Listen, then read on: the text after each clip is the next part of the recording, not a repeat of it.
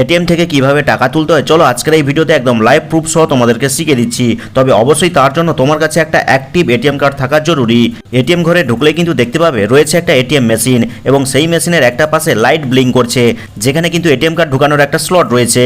তো এখন সর্বপ্রথম যে কাজটা করতে হবে, তোমাকে বের করতে হবে তোমার সেই অ্যাক্টিভ থাকা এটিএম কার্ডটি এবং এটিএম কার্ডটিকে বের করে সঠিকভাবে ধরতে হবে।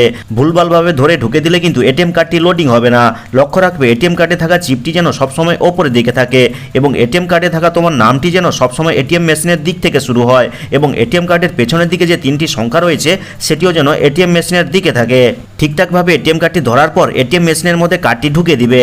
ঢুকে দিলে কার্ডটি লোডিং হবে আর লোডিং হয়ে গেলে কিন্তু এটিএম মেশিনের যে ডিসপ্লে রয়েছে তাতে কিন্তু অনেকগুলো অপশন চলে আসবে। দেখতেই পাচ্ছ একদম প্রথমে কিন্তু লেখা রয়েছে ব্যাংকিং। এখন কি করবে, ওই ব্যাংকিং অপশনের পাশে থাকা বাটনটির উপর আঙুলটাকে প্রেস করবে। যদি তোমাদের এটিএম মেশিনে কোনো বাটন না থাকে, যদি স্ক্রিন টাচ মেশিন হয় তাহলে ওই অপশনের উপর স্ক্রিন টাচ করবে। তো আমার মেশিনে বাটন রয়েছে, আমি বাটন প্রেস করছি।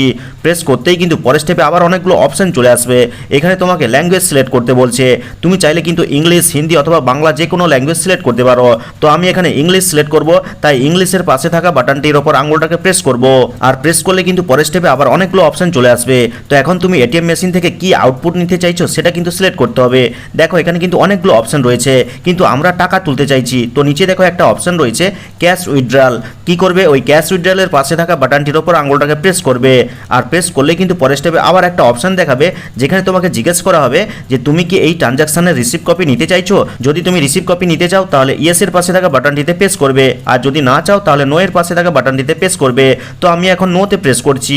আর প্রেস করলে কিন্তু পরের স্টেপে তুমি কত টাকা তুলতে চাইছো বা কত টাকা উইথড্রল করতে চাইছো সেই অ্যামাউন্টটা লিখে দিতে হবে। আর লেখার জন্য কিন্তু নিচে কিবোর্ড রয়েছে, ওখানে প্রেস করে লিখবে।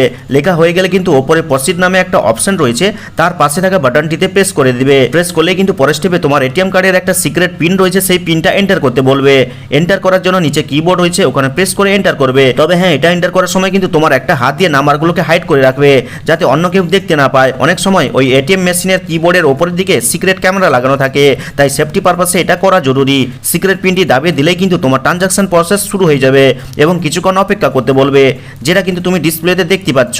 আর কিছুক্ষণ পরে কিন্তু আবার একটা নতুন অপশন চলে আসবে, যেখানে তোমাকে ইয়েস অর নো দুটো অপশন দেখাবে। তুমি কি করবে, নো এর পাশে থাকা বাটনটির উপর আঙুল প্রেস করবে। আর প্রেস করলে কিন্তু এটিএম মেশিনের টাকা কাউন্টিং শুরু হয়ে যাবে। আর কিছুক্ষণের মধ্যেই কিন্তু এটিএম এর সামনে যেখান থেকে টাকা বেরোয় সেই জায়গাটা ওপেন হয়ে যাবে এবং তুমি যত টাকা এন্টার করেছিলে সেই টাকাটা কিন্তু বেরিয়ে আসবে। এখন কি করতে হবে, সঙ্গে সঙ্গে ওই টাকাটা তোমাকে ধরে বের করে নিতে হবে।